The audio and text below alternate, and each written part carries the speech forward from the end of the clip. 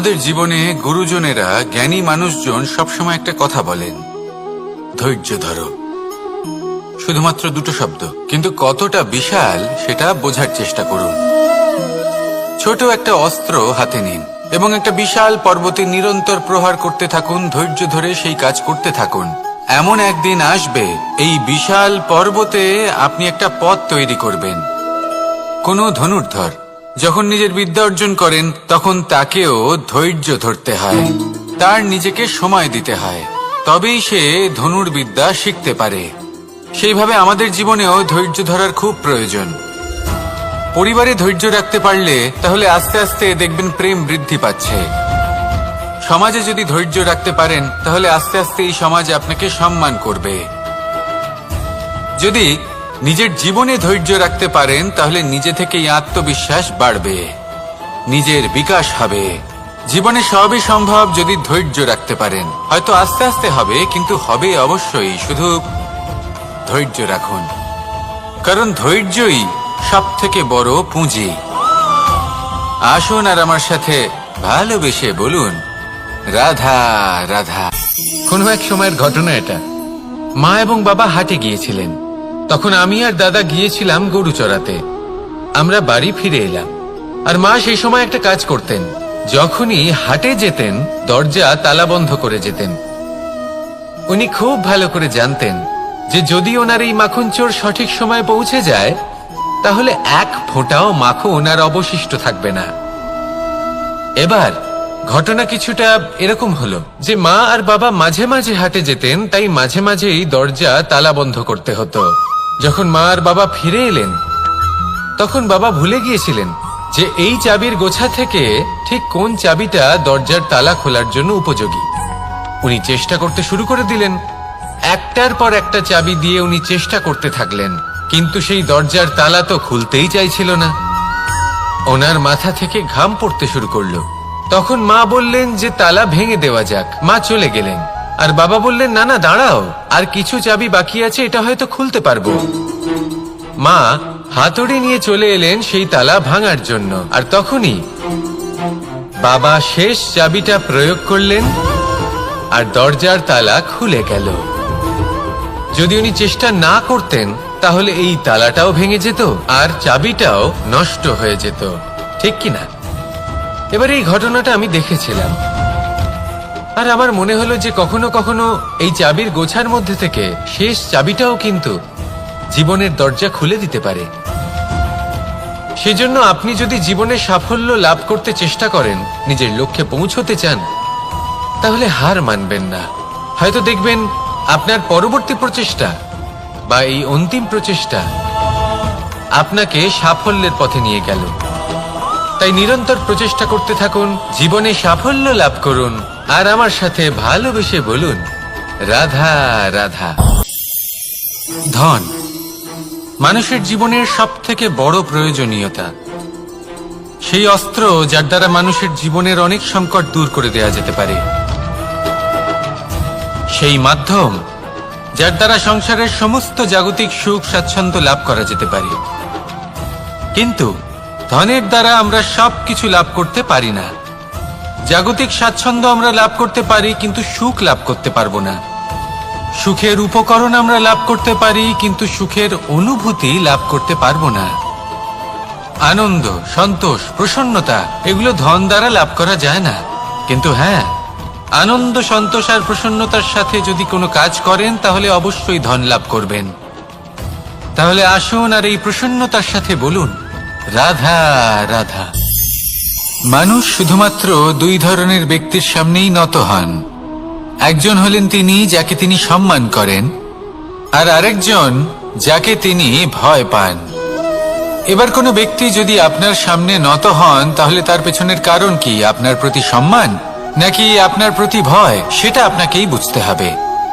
যদি আপনি এমন মনে করেন যে তাতে কি যায় আসে, ভয় হোক বা সম্মান, কেউ আমার সামনে নত তো হচ্ছেন, যদি এটা আপনার চিন্তা ভাবনা হয়, তাহলে আপনাকে মনে করিয়ে দিই, এই সময় বদলাতে বেশি সময় লাগে না। আজ যে ব্যক্তি আপনাকে দেখে ভয় পাচ্ছে, কাল এই ভয়ের সমাপ্তিও ঘটতে পারে। আবার এমনও হতে পারে যে তার কাছে অত্যধিক শক্তি চলে এলো। অনেক কিছুই হতে পারে।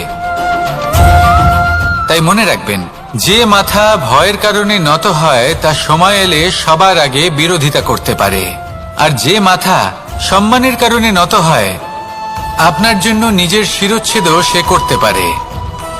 তাই সকলকে আপন করে নিন, কিন্তু ভয় প্রয়োগ করে নয়। কর্ম করুন এবং সম্মান অর্জন করুন। শুধু এটাই করুন আর আমার সাথে ভালোবেসে বলুন, রাধা রাধা। বনের মধ্যে যদি আপনি কোনো বিষাক্ত সাপ দেখেন তাহলে কি করবেন? আপনি তখনই তার থেকে দূরে পালাতে চেষ্টা করবেন। আর এটা কেন করবেন? নিজের রক্ষার্থে।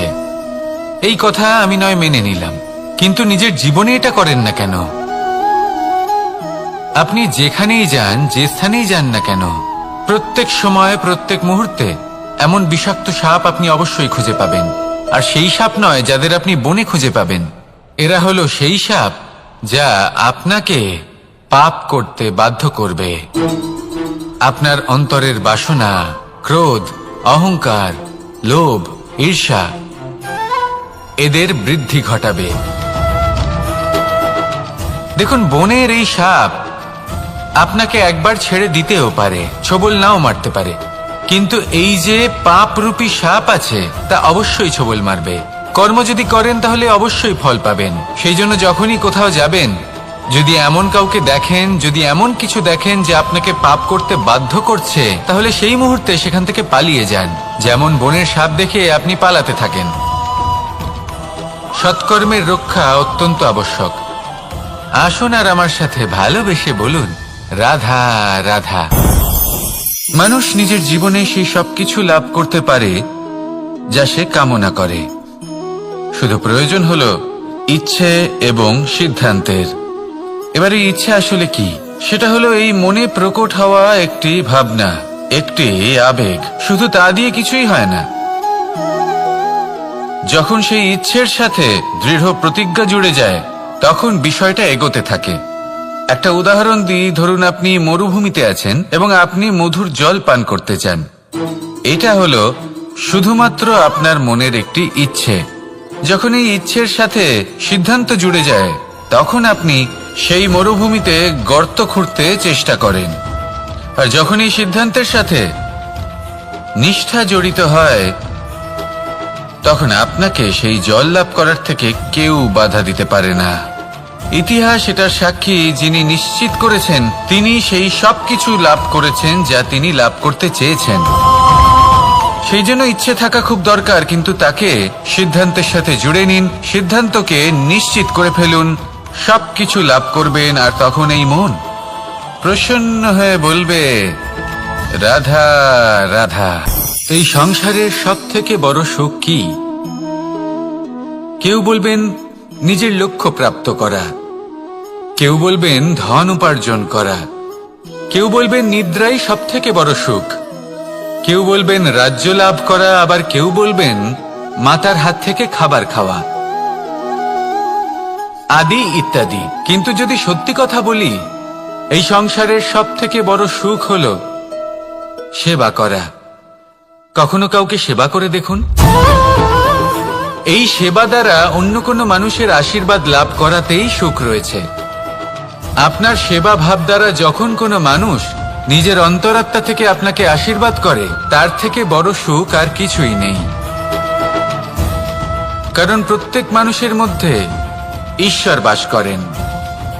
নরের সেবাই হলো নারায়ণের সেবা। নিষ্কাম সেবা করাই হলো সব থেকে বড় সুখ। তাই নিজের অন্তরে সেবার এই ভাব জাগ্রত করুন। যে সুখের কথা আমি বলছি, সেই সুখ অনুভব করেই দেখুন।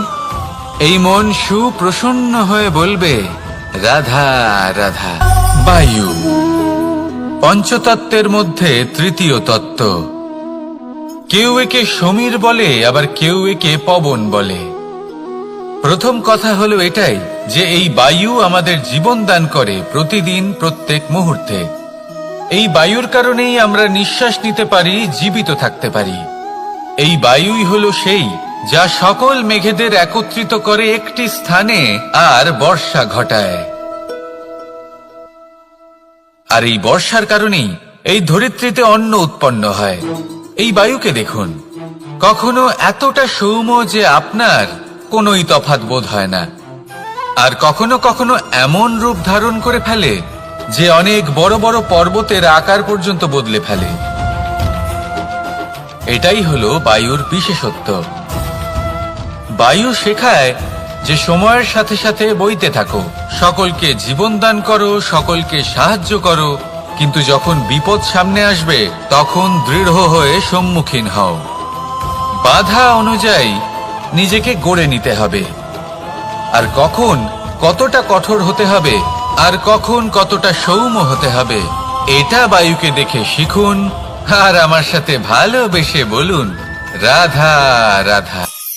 এই সংসারের আরম্ভ থেকে এখনো পর্যন্ত এবং ভবিষ্যতেও একটা যুদ্ধ আছে, যা হয়ে চলেছে, চলতেই থাকবে।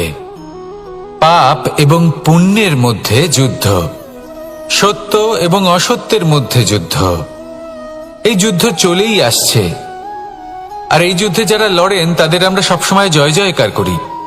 আর যারা এই জয় জয়কার করেন তাদের প্রত্যেকের একটা বিশেষ গুরুত্ব থাকে। যখনই কোনো যোদ্ধা যুদ্ধক্ষেত্রে ক্লান্ত হয়ে পড়ে, শক্তিহীন হয়ে পড়ে, তখন এরা জয় জয়কার করে, শঙ্খ বাজাতে থাকে, সেই যোদ্ধাকে অনুপ্রেরিত করে, শক্তি এবং সাহসে ভরিয়ে তোলে, আর তখন সেই যোদ্ধা সেই যুদ্ধকে এগিয়ে নিয়ে যেতে পারে। যখন শ্রীরাম লঙ্কা যাত্রা করার জন্য সেতু তৈরি করছিলেন, তখন একটা ছোট্ট মিষ্টি কাঠ